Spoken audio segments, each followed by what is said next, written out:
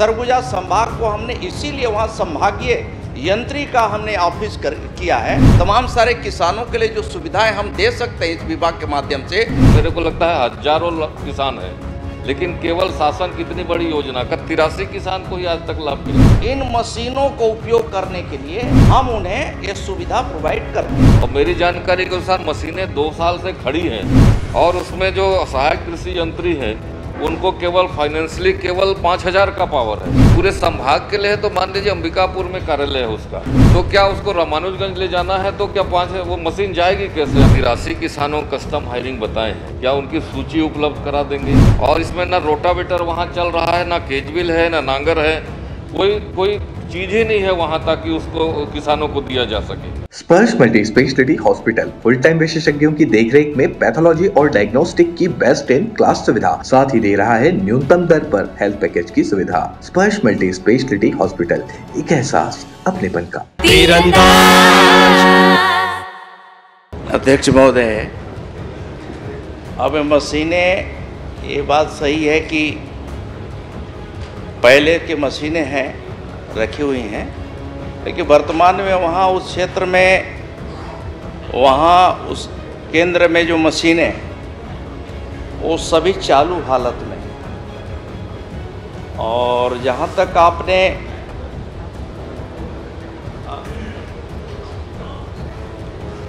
ये सभी मशीनें उपलब्ध हैं और किसानों को सस्ते में कैसे खेती करने के लिए, किसानी करने के लिए उन्हें मशीनों को उपकरण उपलब्ध हो सके, चाहे रोटावेटर हो, चाहे ट्रैक्टर हो, लेबलर हो, इन सभी मशीनों का एक सब्सिडी बेस पे किसानों को मशीन उपलब्ध कराया जाता है महोदय।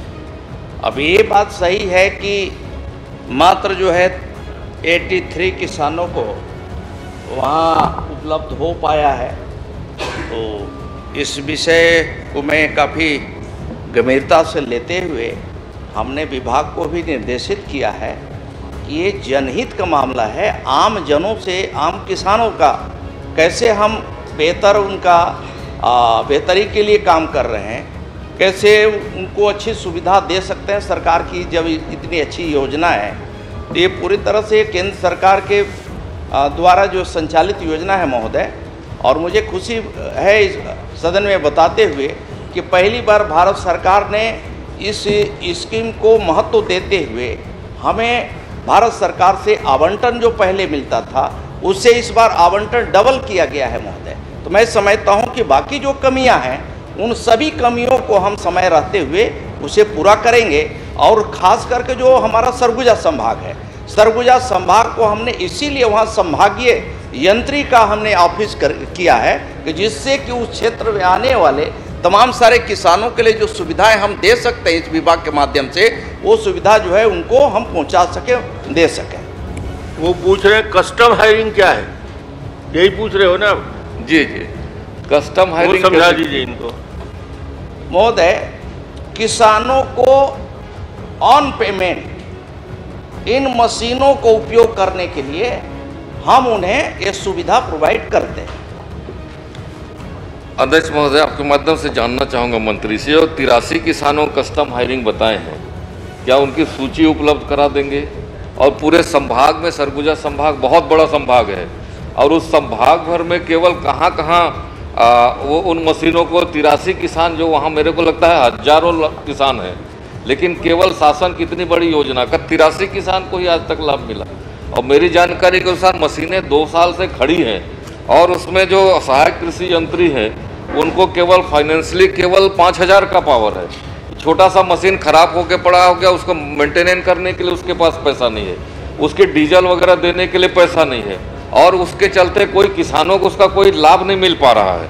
और ये जो आंकड़े 83 किसानों का कस्टम हायरिंग बताया गया है, और ये मेरी जानकारी के अनुसार केवल नाम मात्र को कहीं किसानों के नाम के उल्लेख कर दिया गया होगा। और इसमें ना रोटावेटर वहाँ चल रहा है, ना केजविल है, ना नांगर है, कोई चीज़ ही नहीं है वहाँ ताकि उसको किसानों को दिया जा सके। तो इस ओर ध्यान करेंगे और उसको जो सहायक यंत्री का है उसको भी 5000 से ज़्यादा उसकी मेंटेनेंस राशि उसको बढ़ाएंगे ताकि किसानों को लाभ मिले। और मैं एक चीज़ और जानना चाहूँगा, पूरे संभाग के लिए है तो मान लीजिए अंबिकापुर में कार्यालय है उसका, तो क्या उसको रामानुजगंज ले जाना है तो क्या वो मशीन जाएगी कैसे? आपका जो ये मशीन जो आपने कहा है, ये राइस सीडर है, मल्टी क्राफ्ट मशीन, जाएगी कैसे वहाँ तक? आपके विधानसभा में कैसे जाएगी मंत्री जी? जी, हमारे माननीय विद्वान सदस्य ने एक साथ बहुत सारे प्रश्न किया है। मैं सभी प्रश्नों का उत्तर देने के लिए मैं तैयार हूँ। अध्यक्ष महोदय, जहाँ तक इन किसानों की सूची है तो सूची मेरे पास उपलब्ध है। 83 किसानों का सूची मैं आपको उपलब्ध करा दूंगा। दूसरी बात, आपने प्रश्न किया कि इनकी जो पेइंग कैपेसिटी है, उनकी क्षमता है, अधिकार है, उस अधिकार के तहत उनका कम है तो उससे भी हम रिवाइज कर रहे हैं, उसे अपग्रेड कर रहे हैं। हमने कल ही इसे चर्चा के दौरान इस बात को सुनिश्चित किया है कि इनकी जो अधिकार है और उसमें वृद्धि करते हुए इसे हम बढ़ाएंगे। तीसरी बात आपने किया है कि बाकी क्षेत्रों के लिए, तो बाकी जिलों में भी हम बाकी पदों की जो कमियां हैं उसे भरते हुए इस योजना को कैसे अच्छे ढंग से हम चला करके आम किसानों को, जो गरीब तबका है, उसके लिए हम कैसे सुविधा हम दे सकें, इसके लिए हमारा विभाग जो सुनिश्चित करेगा। खुश है तो फिर खुशी मना ले, छोटा बड़ा केक मंगा ले, संगम में मिलता है बढ़िया केक, संगम में मिलता है बढ़िया केक।